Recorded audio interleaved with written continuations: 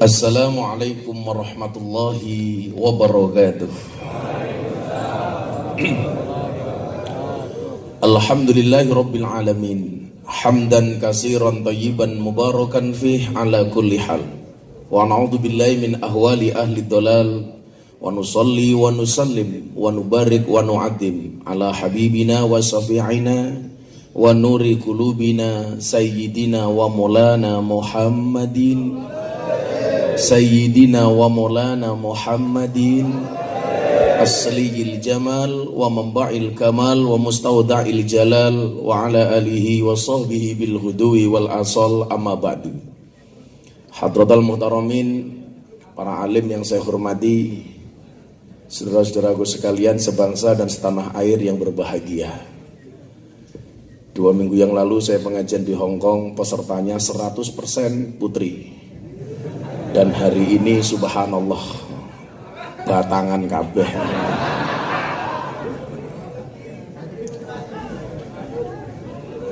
Batangan dan adoh dari keluarga. Pasti ngacengan.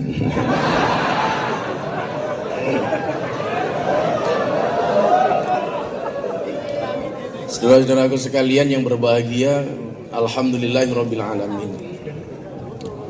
Atas kuasa Allah, saya bisa berjumpa dengan Bapak Ibu, saudara-saudara sekalian. Kalau melihat jadwal yang ditulis oleh asisten saya di pondok, saya kemarin khawatir gak bisa datang. Karena sampai malam sebelum saya berangkat itu masih berada di luar kota. Tapi saya meyakini semua pertemuan itu sudah diatur oleh Allah. Dan sesuatu yang dikehendaki oleh Allah pasti terjadi. Saya sering mengatakan begini, manusia itu mampu bukan karena dia mampu, tapi karena dimampukan oleh Allah yang maha mampu. Manusia itu bisa bukan karena dia bisa, tapi karena dipisahkan oleh Allah yang maha bisa.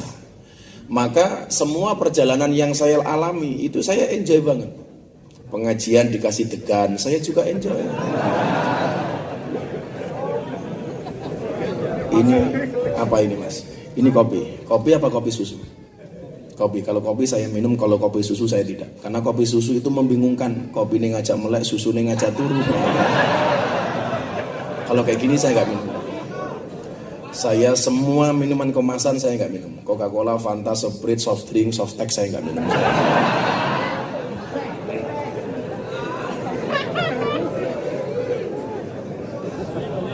Kalau kopi saya sampai seringnya saya minum kopi itu, saya kemarin mau di endorse jadi bintang iklan kopi.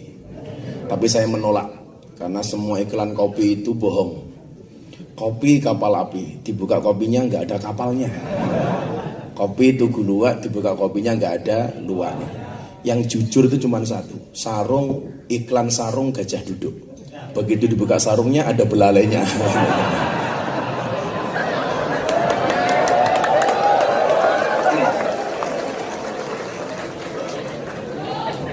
Makanya kenapa pelatih gajah di Thailand itu semuanya laki-laki. Karena kalau gajahnya marah, pelatihnya tinggal telanjang langsung kayang. Podo.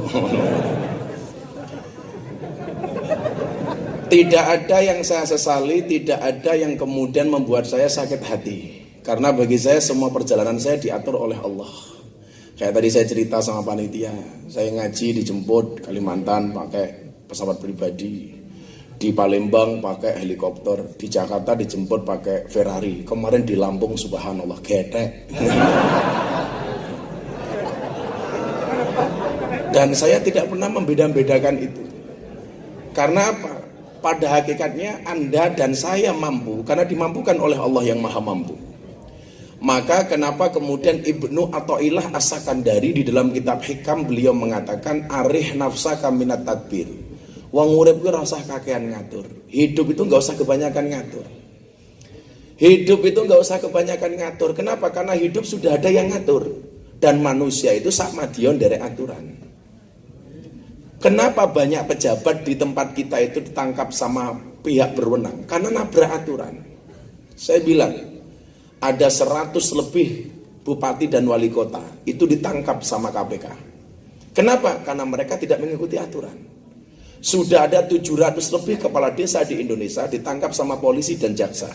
Kenapa? Karena mereka nggak mengikuti aturan. Aturannya adalah dana desa itu untuk kesejahteraan masyarakat desa. Tetapi kenyataannya malah diuntal karo kepala desa. Kenapa banyak DPR yang ditangkap sama KPK? Karena nabrak aturan. Selama kita mengikuti aturan, pasti nggak ada masalah. Orang-orang yang kena masalah itu rata-rata mereka yang nabrak aturan. Dan ini banyak di Indonesia itu. Nyumbang karpet masjid sebelum pemilu, suaranya titik karpetnya dijaluk meneh. Ini ya no. Nyumbang semen, bangun apa diminta lagi. Nyumbang aspal, bangun jalan, nggak jadi diminta lagi. Yang lucu di tempat saya, calegnya nyumbang bandoso. Landelalah ora dadi. Sebelum diminta saya telepon, armo jikok-jikoken tumpak ono dhewe aku. Makanya kalau saya kemarin ditanya sama wartawan, Gus, cita-citanya apa? Cita-cita saya cuma satu, segera 17 April. Karena sebelum 17 April itu saya pengejen kalau di Indonesia pusing, lewat jalan tuh nggak nyaman. Nandur wit pelem tukule gambar caleg gitu kan. Nggak nyaman sama sih. Nandur wit rambutan tukule gambar caleg. Bahkan kesepengetahuan saya dulu itu yang namanya pepohonan adalah tempat bersemayamnya jin, demit, iblis, setan. Begitu musim pemilu, setan semuanya lari dari pepohonan. Kenapa? Karena terjajah oleh gambar caleg gitu kan. Dan setan ini gumun dulu gambar caleg cangkemnya merenges ramingkem-mingkem. Orang kenal itu. Bahkan di Jogja itu pasang gambar macam-macam. Ada yang malang kerek, ada yang sedekap, bahkan ada yang gila lagi. Dibalik, kepalanya di bawah, kakinya di atas. Captionnya apa? Siap jungkir balik untuk rakyat. Cangkemmu orang percaya. Dobos. Dan ternyata dugaan saya salah di Indonesia itu. Saya pikir setelah 17 April semuanya sudah nyaman. Karena sudah selesai election, sudah selesai pemilihan. Tapi ternyata sekarang di Indonesia jauh lebih panas daripada sebelum pemilu. Kenapa? Karena kebanyakan orang yang tidak ikut aturan. Ya saya bilang, kalau memang tidak, saya kemarin diundang sama pejabat-pejabat di Jakarta. Ya kalau memang tidak percaya dengan quick count, ya nunggu hasil KPU selesai toh. Lara percaya ya hitungan dewe gitu loh. Mau bengosa Indonesia. Gak usah kemudian kita ribut gara-gara hal seperti ini. Dan mudah-mudahan ini tidak terjadi di BMI di Korea ini. Siapapun yang terpilih itu sudah ditakdirkan oleh Allah. Kan ini jadi aneh gitu loh. Orang apa-apa sujud syukur kok kalah Hussein. Lah ini cerita berarti gimana? Kan malah memalukan. Koyo lagu Via Valen kalau slow saja itu loh, wales gitu loh. Kan ini aneh. Makanya yang biasa-biasa saja itu loh. Kalah kok ngaku menang, tuman lah ya. Kalau saya tak guyon-guyon saja kok. Saya itu kayak gitu apa toh? Dulu sebelum pemilihan saya bilang, pemilihan itu nggak nyenengke kok. Dandane sak jam ibu-ibu itu. Kalau mau nyoblos sih di TPS semenit. Ya mending ning omah karo bojone to. Nyopot bajune semenit, nyoblos sak jam kan lumayan. Ora sang guyung utekmu ora tau nyoblos kok dadakan. Makanya ini dipahami bahwa semuanya sudah diatur oleh Allah. Maka disitulah kemudian kita diperintahkan oleh Ibnu Athaillah As-Sakandari, jangan percaya dengan kemampuanmu, tapi percayalah dengan kemampuan Tuhanmu. Ma tawaqafa matlabun anta tolibu birobika walatayasara matlabun anta tolibu binafsika. Tidak akan pernah terhenti sebuah permintaan ketika permintaanmu kamu sandarkan kepada Tuhanmu. Sesulit apapun permintaan itu, ketika kamu percaya dengan Tuhanmu, maka menjadi mudah. Tapi sebaliknya, tidak akan pernah menjadi mudah sebuah permintaan ketika kamu percaya dengan kemampuanmu. Walaupun sebenarnya sepele, tapi kita melupakan kekuatan Tuhan, pasti kita akan dipersulit oleh Tuhan. Saya kasih contoh, tidur itu kan sebenarnya persoalan sepele. Tapi betapa banyak orang tidak bisa tidur. Kenapa? Karena Allah tidak menidurkan. Saya pernah diundang pengajian di Solo, mau berangkat ke Lampung. Begitu mau berangkat, jam pesawat masih lama, saya diinapkan di hotelnya Mas Tommy Soeharto. Begitu saya masuk kamar, saya nggak bisa tidur. Apa? Soalnya kamarnya kapian. Ukurannya 100 ping 100. Kamar kok ukurannya 100 ping 100. Kan luar biasa. Kalau rumah saya di Jogja kan cuma RSSSSSSS. Rumah sangat sederhana sekali sehingga selonjor saja susah. Ini ukuran kamar 100 meter persegi, nggak bisa tidur. Berapa banyak orang yang membaca doa Bismika Allahumma ahya wa bismika amut. Direm-rem ke, matanya rai semerem. Padahal kasure kandel selimutnya hangat. Tapi heran saya sama kalian. Lak ning dhuwur amben maca donga ora turu-turu, tapi lak ngrungokke khotbah Jumat ora maca donga matane turu gitu loh. Makanya kalau saya ditanya, apakah obat tidur yang paling mustajab? Obat tidur yang paling mustajab adalah khotbah Jumat. Makanya kalau saya sedang ngaji seperti ini yang di pojok ngantuk, nggak apa-apa deh. Anda mau tidur silahkan. Tapi Imam Al-Ghazali mengatakan an-naumu akhul maut. Tidur itu saudaranya mati. Maka kalau saya ngaji awakmu turu berarti awakmu pengen cepat-cepat mati. Dan saya kasih satu rahasia. Sak ganteng-gantenge wong kuwi lak ngantuk ketok elek. Lah wong ganteng wae ngantuk ketok elek, apa meneh wong merongos ngantuk itu kan elek. Karena dimampukan oleh Allah. Kencing itu kan persoalan sepele. Tetapi manakala kita percaya bahwa kita kencing karena kemampuan kita, siap-siap Allah membuat kamu tidak kencing. Saya ngajak anaknya Kapolres Sleman mau suntik meningitis. Salah satu persyaratan berangkat umroh. Perempuan harus tes urin 30 menit di kamar mandi. Dia kencing gak bisa keluar. Saya bilang, kenapa kamu gak keluar dari toilet, Nduk? Mboten sakit medal, Bah. Saya bilang, goblok nguyuh ra iso. Gantian saya kebelet, hampir 1 jam saya di toilet, tak denden-denke ra metu. Atau nguyuh ra iso. Akhirnya saya jengkel tuh. Tak obat abit yo ra metu gitu. Karena memang Allah belum mengizinkan itu. Akhirnya aku jengkel selak kebelet ra metu-metu, tak sentik indase yo ra metu. Kenapa? Karena Allah gak mengizinkan itu loh. Gak mengizinkan untuk kencing. Makanya kenapa kemudian orang kencing itu harus disyukuri dengan cara bersuci. Makanya gak ada alasan kalian tinggal di Korea, kayaknya nguyuh di kamar mandi gak mesti ada airnya. Gak ada alasan. Kalau gak ada air bisa pakai tisu, bisa pakai yang lain. Saya ketika pulang ke Lampung, kebetulan saya aslinya Ponorogo, lahir di Lampung. Puja Kesuma lah, putra Jawa kelahiran Sumatera. Kalau asisten saya di pondok itu Indo-Pakistan, bapaknya iblis, ibunya setan. Saya pulang ke Lampung, saya naik kapal feri, nguyuh, ora ana banyu. Saya andilau waktu itu, antara dilema dan galau. Arab tak obat abit kira pantas, tutul-tutul ke tembok ya ora pantas. Akhirnya aku kelingan ngesai sprit, masya Allah. Akhirnya saya cewek nganggu sprit, wah rasane tengkeranyas itu. Untung ragi legean itu kan. Ngono ku bojoku takon, dirubung semut mboten mbah cangkemmu ya dirubung semut. Maka atas kuasa Allah saya bisa hadir, jenengan bisa hadir. Atas kuasa Allah Anda bisa kerja di Korea Selatan. Karena saya tanya sama orang-orang dinas pekerjaan itu, berapa banyak orang yang pengen mendaftarkan kerja di Korea juga gak bisa berangkat. Kenapa? Karena Allah tidak mengizinkan.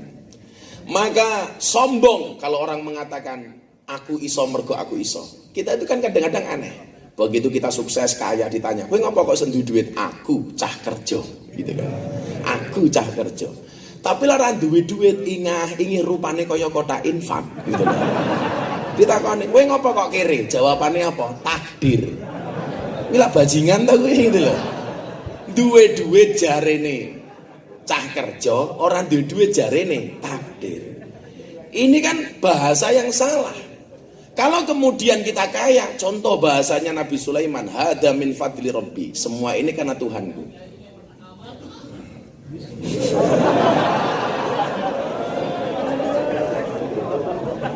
Jadi saya ngomong masih rupanya kayak Kipli ya. Karena terlalu lama panas-panasan rambutnya terbakar itu kan. Itu gak mungkin seseorang itu bisa melakukan apapun kecuali atas izin Allah. Gak mungkin bisa. Saya kasih contoh. Saya sering bilang begini, contoh-contoh kecil ya. Kalau dalam kitab Hikam itu.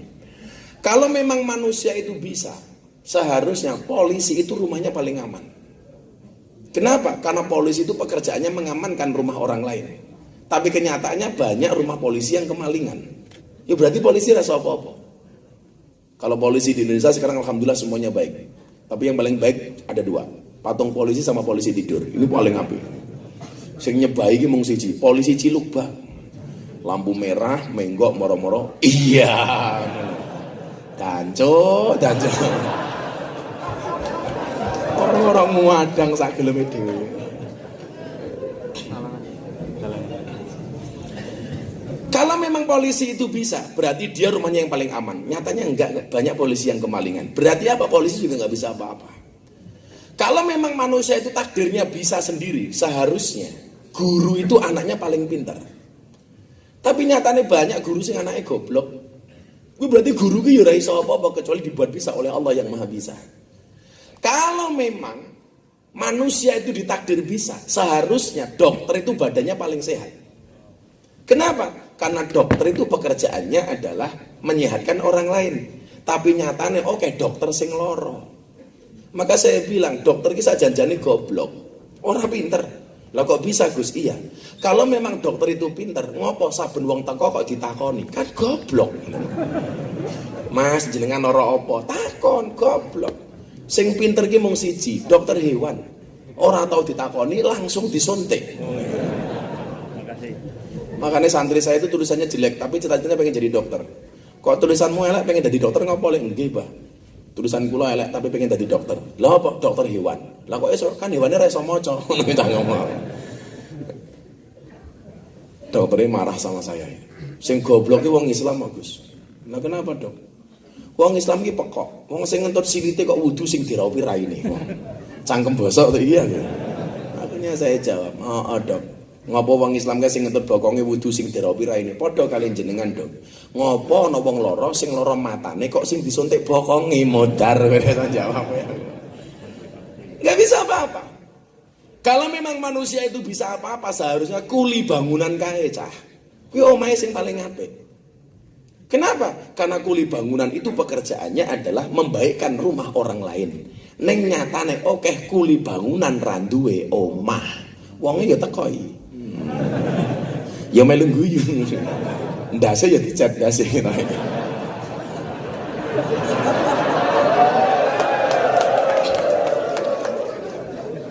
Maka alhamdulillahirabbil alamin, hari ini kita dimampukan oleh Allah yang Maha Mampu.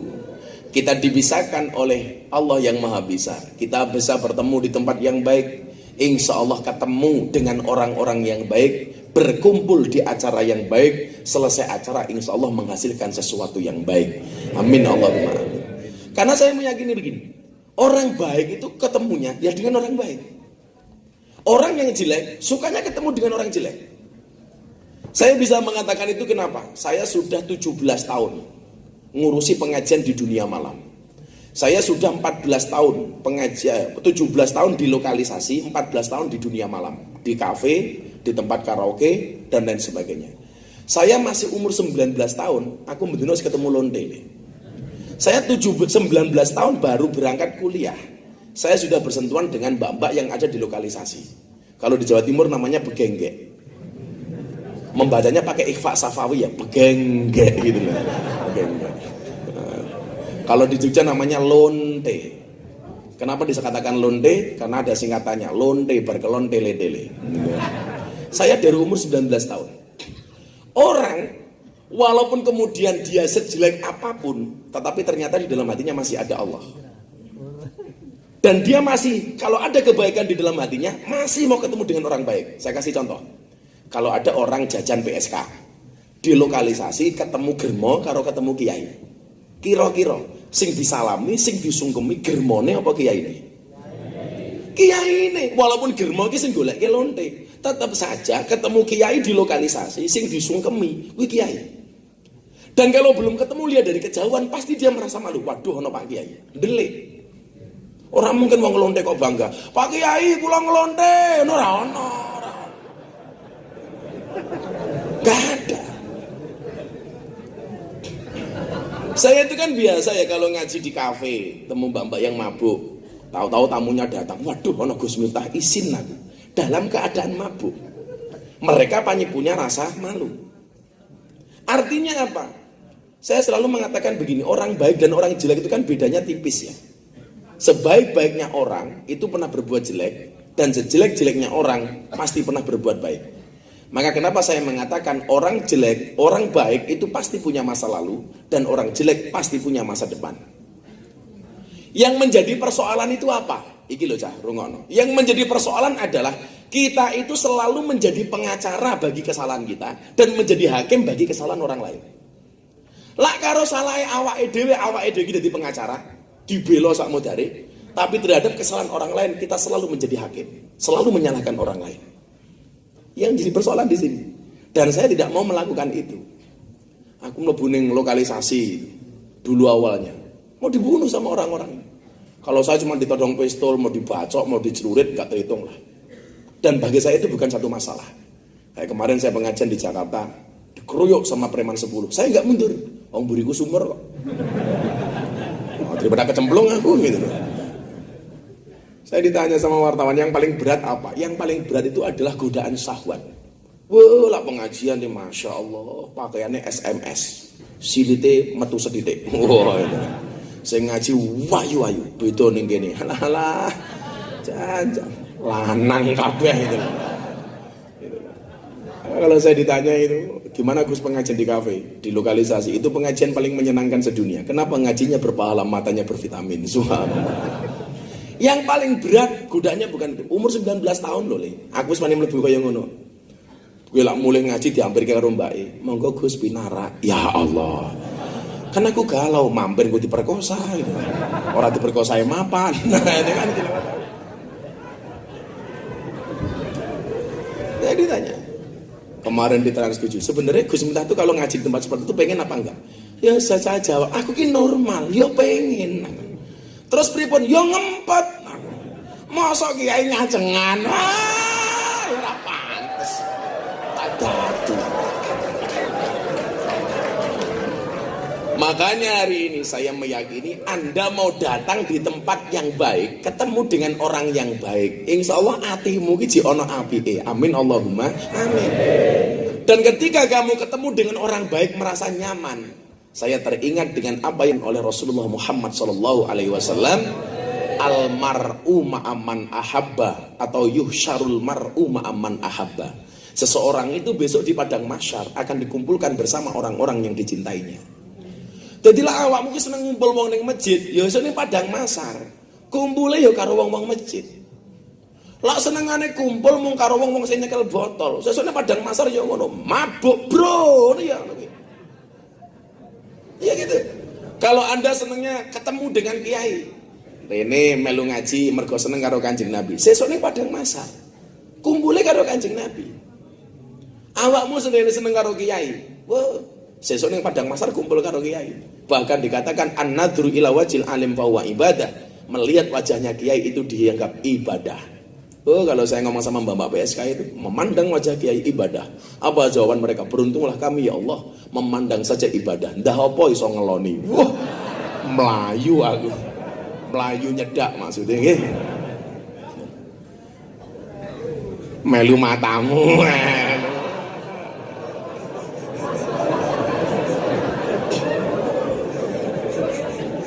Saya jadi ingat pertama kali 4 tahun yang lalu ngaji di Taiwan. Begitu tampung ngaji di gedung kayak gini, pulang ke kamar dicegat sama orang ngomong pakai bahasa Taiwan. Cike-cike. Aku radong. Hei, cike-cike. Aku yang meneng wae radong. Akhirnya tak jawab. Hei, cike-cike. Yes, cike-cike. Begitu masuk kamar dioyak di dua kamar. Cike-cike. Saya mbak tengok cangkeme cike-cike wae iki ngopo ta. Saya telepon anak dari Ponorogo, panitia pengajian ini. Ketemu aku ngomong cike-cike ngopo aku doyak ning kamar. Lah Pak Kiai jawab nopo? Yes. Walah Gus. Cike-cike niku jenengan ditawani kelon. Lah, aku ora ngerti artine kok. Ya tak jawab yes ngono ta. Jajal aku ngerti artine, ya tak jawab oke. Ada sesuk awakmu mulai ketemu bojomu langsung ngomong, cike-cike. Anda seneng ketemu karo kiai, kumpul karo kiai. Senajan orang duwe keturunan kiai tak dongake muga-muga minimal mambu kiai. Amin. Mambu kiai ku luwih apik daripada kiai mambu. Tapi lek ning alam donya senengan ngomong dangdutan tok. Senengane karo Ayu Ting Ting, Trio Macan. Ya sesuk ning padang mahsyar. ya awakmu bakale pikantuk alamat palsu le. Paling pol suguhane iwak peyek. Kanjeng Nabi apa ayu ding ding? Ya Nabi lah. Kiai napa trio macan? Selawatan apa dangdutan? Kan harus seperti itu. Wah aku jadi seneng dangdutan ya Gus ya, aku jadi seneng dangdutan ya minimal, gue jadi seneng dangdutan tapi ya seneng pengajian. Maka saya bagi manusia itu ada 3 kalau di kafe itu. Amar ma'ruf nahi mungkar, sing apik dilakoni, sing elek ditinggalke. Iki paling ideal. Apik tok, tak ono eleke. Lan iki mustahil lah. Mustahil. Lho itu kiai ra mungkin kok apa meneh awakmu dul ora mungkin kok. Apik tok ora ono eleke. Tenan kaya malaikat. Kamu tahu gak, malaikat itu pengen jadi wong tak kandani. Ada cerita malaikat itu pengen jadi wong. Soalnya malaikat itu kan hidupnya monoton toh. Sujud tok, dikir tok. Orang duwe nafsu blas. Lah, malaikat itu ngiri karo menungso. Menungso itu kan nyenengke, kadang-kadang dikir, kadang-kadang sujud. Ndelok cewek sih, wow. Ngono kuwi. Kuwi lumrah makanya malaikat pengen jadi manusia. Jadilah awakmu kira iso nomor 1 iki mau amar ma'ruf nahi mungkar, minimal yang kedua. Lah kowe iki jek seneng maksiat, aja ninggalke salat. Lah jek seneng dangdutan, aja ninggalke pengajian. Lah jek seneng maksiatan, aja ninggalke selawatan. Itu namanya amar ma'ruf nyambi mungkar.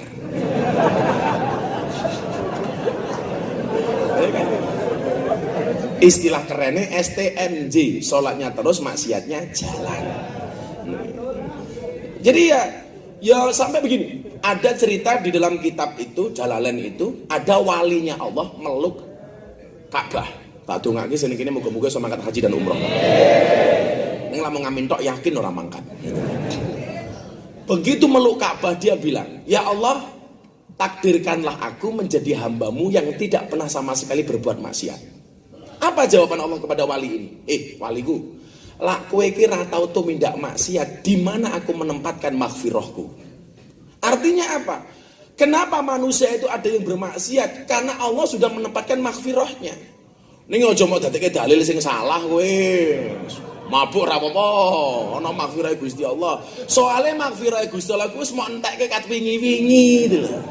Saiki mung gara sadidul ngadap tok wis ana maghfirah. Artinya apa? Kalau memang kita belum bisa meninggalkan kemaksiatan, ya kita tetap ngaji pengajian. Makanya kenapa saya di lokalisasi ada pengajian kayak 2 hari yang lalu. Saya baru pengajian di lokalisasi di Jogja. Ayo tetap ngaji. Kowe bengi to, Nduk, nglonte nggih.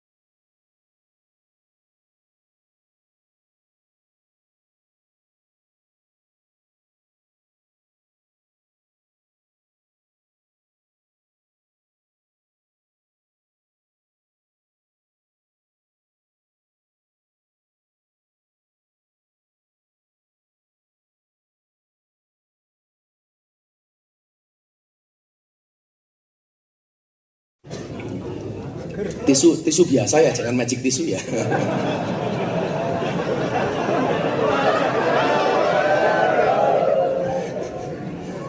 Magic tisu yang ngelapi raiku jadi atas kabeh.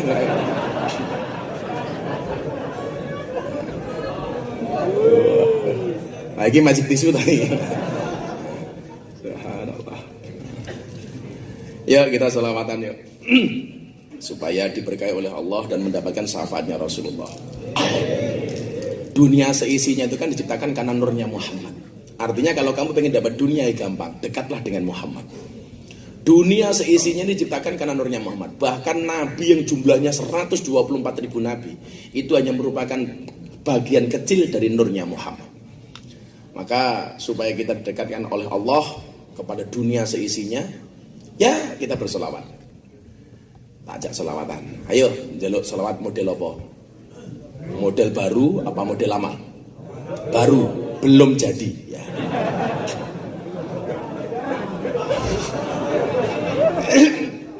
Model baru yo lagu-lagune dangdut digawe selawat. Lagune Via Valen, lagune Nela Karisma, ya kaya Ditinggal Rabi, Kimcil Kepolen, Kelingan Mantan, Korban Janji. Wah, apal aku kiai ini lonte ya pada. Apal, Bro. Saka lagu apa iso? Korban Janji. Guyon waton. Kowe lunga pas aku mrongos-mrongos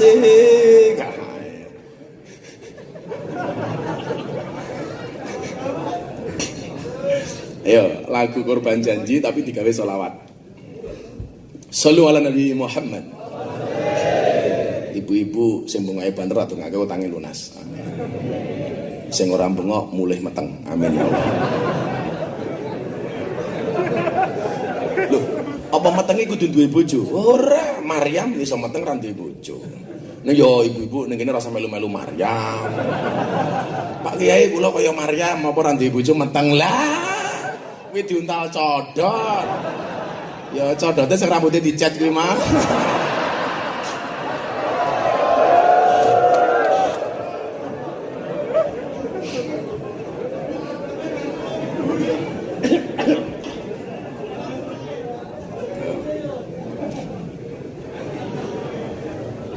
Lagu Korban Janji kita buat sholawat.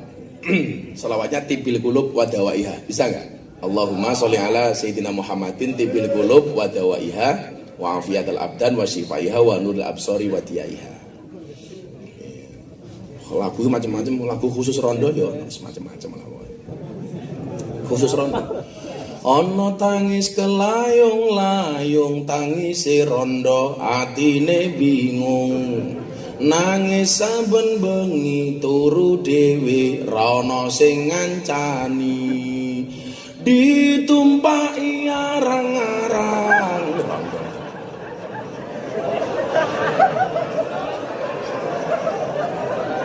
Sing numpaki sapa?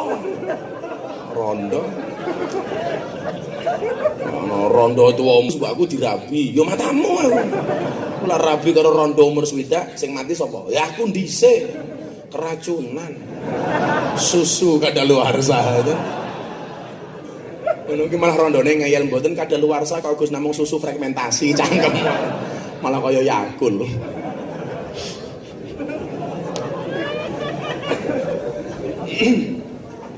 Sallu ala Nabi Muhammad. Allahumma salli ala Sayyidina Muhammadin tibil qulub wa dawaiha wa fiyatal abdan wa sifaiha wa nuril absari wa diyaiha. Bareng-bareng. Allahumma sholli ala Sayyidina Muhammadin tibil qulub wa dawaiha wa diyaiha wa nuril absari wa diyaiha. Sebelum saya kasih syair ulang lagi. Allahumma sholli ala sayyidina Muhammadin tibil qulub wa dawaiha wa fiyatal abdan wa sifaiha wa nuril absari wa diyaiha. Kowe lunga nalikane adan kae malah mapan turu sakarepmu dhewe. Allahumma sholli ala Muhammadin tibil qulub wa dawaiha wa fiyatal abdan wa sifaiha wa nuril absari.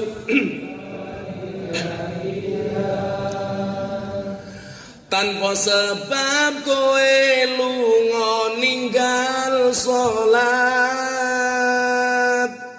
kamangka salat tanda syukur nikmat. Elinga urip ora suwe, ibarat kaya mampir ngombe. Dunia sementara, akhirat selawase. Allahumma sholli ala sayyidina Muhammadin tibil qulub wa dawaiha wa fiyatal wa sifaiha wadiyaiha. Lagi versi codote. Tanpa welas kowe lunga mbiyen kae, rana mesakne aku sithik wae. Ngaboti tresno anyarmu, lalu kau tinggalkan aku, tersakiti sendiri di malam itu. Allahumma sholli ala Muhammadin tibil wa fiyatal abdan wa sifaiha wa dia. Kowe lunga pas aku sayang-sayangi, tanpa pamit kowe ngadoh ngono wae. Aku ra ngerti salahku dan kau campakkan diriku bersanding dengan kekasih barumu. Allahumma sholli ala Muhammadin tibil qulub wa dawaiha wa fiyatal abdan wa sifaiha. Yuk, sekali lagi mau saya post di Instagram saya. Allahumma sholli ala sayyidina Muhammadin tibil qulub wa dawaiha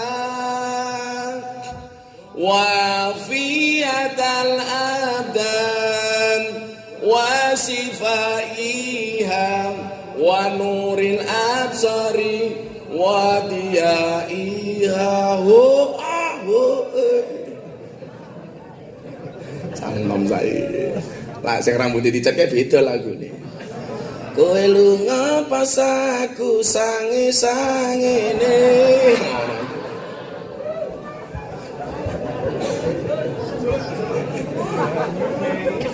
Solawat ya apa-apa oleh le. Mau dengi nganggo hadroh kaya mas-mas iki ora apa-apa, nganggo lagu dangdut ora apa-apa, nganggo lagu jazz ora apa-apa, rock sak isine ya ora apa-apa.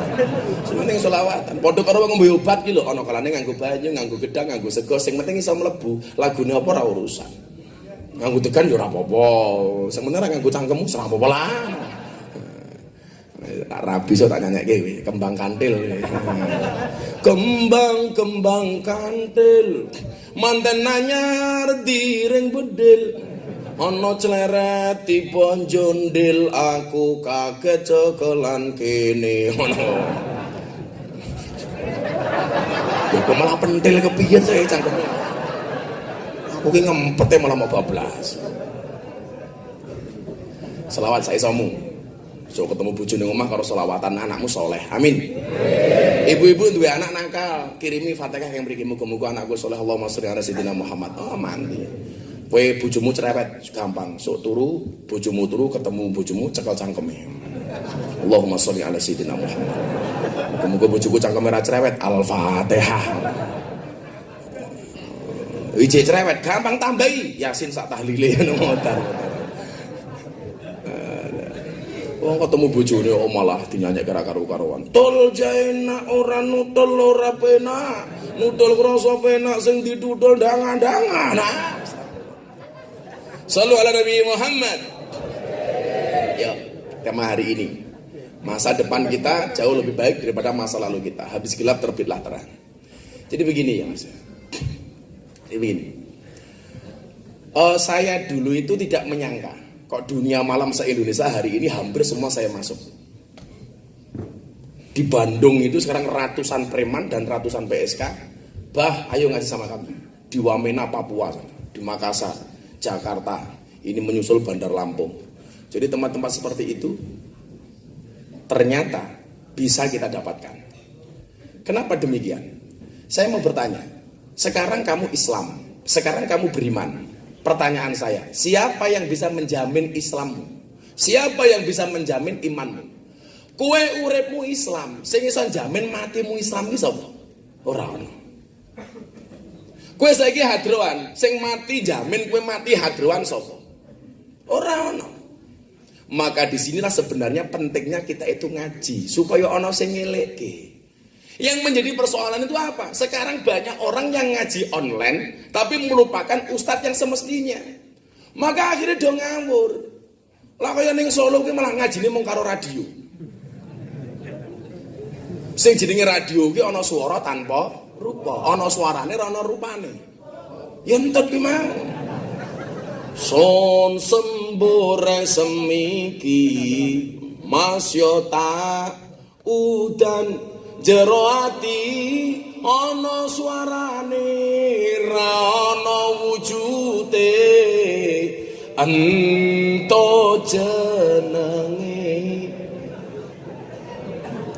ngaji mung karo swara ora ana rupa guru mentut sing jenenge entut ki sifate ndadekke fitnah sing entut sapa sing mambu sapa mila kok gurune ra jelas biasane senengane mitnah wong mbit-ambitake wong ngafir-ngafirke wong nyesat-nyesatke wong soale gurune entut lah gurune entut mondoke nang ndi ning Al-Ma'hadus Salafiyah As-Silitiyah As-Silitiyah nganggo shot ya As-Silitiyah shot malah nganggo shin kasar As-Silitiyah.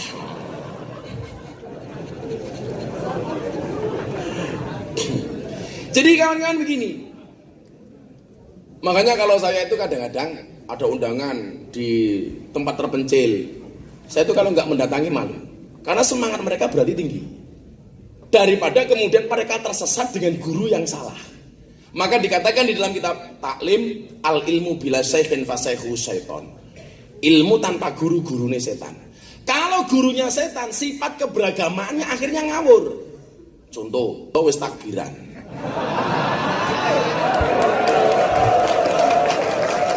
Kan ngawur.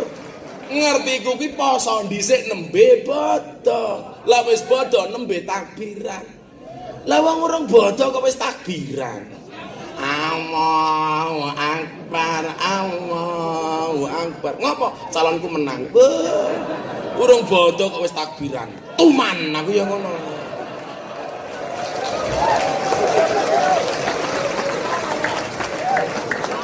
Ya ngawur. Kenapa? Karena nggak punya guru. Sehingga apa? Doa perang Badar digunakan untuk pilpres.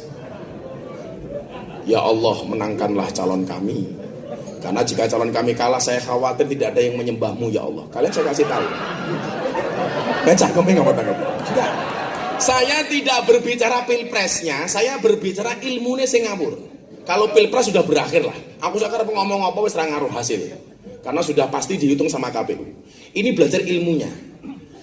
Sejarah doa itu diucapkan oleh baginda Rasulullah karena sahabat dan kaum muslimin waktu itu jumlahnya hanya 313 berperang melawan ribuan orang-orang kafir.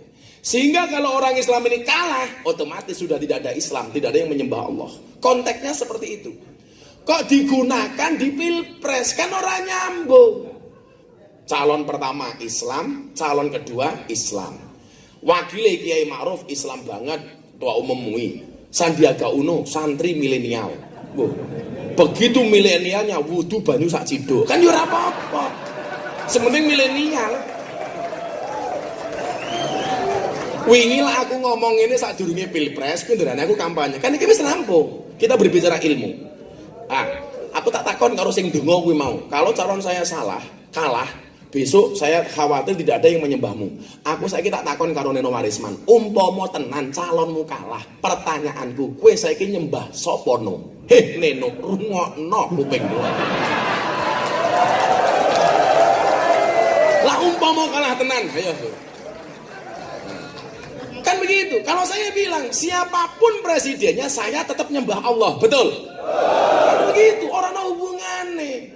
Tapi gara-gara aku krungu doane Neno Warisman kuwi aku numpak pesawat ana pramugari ayu aku ndonga, ya Allah jadikanlah dia istriku. Karena kalau dia tidak saya nikahi saya khawatir tidak ada yang menikahinya. Ya Allah, aku yang bojoku krungu jawab matamu ngono kuwi.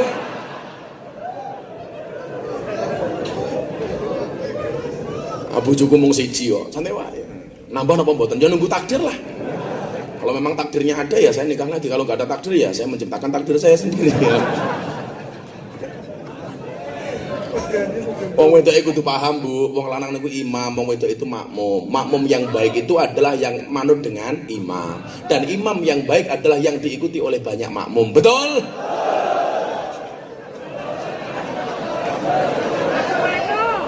Kesuksesan seorang suami berangkat dari doa istri. Betul Bu? Betul. Maka semakin banyak istri, semakin banyak yang mendoakan.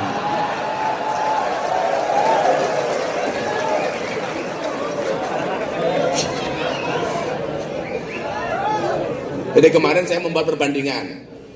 Orang yang istrinya satu sama istrinya dua, itu masuknya surga yang istri dua duluan. Muhammadiyah sama NO, itu masuknya surga duluan NO. Ono segape Bu? Rungokke dhisik. Urung-urungu penjelasannya ora bae lah.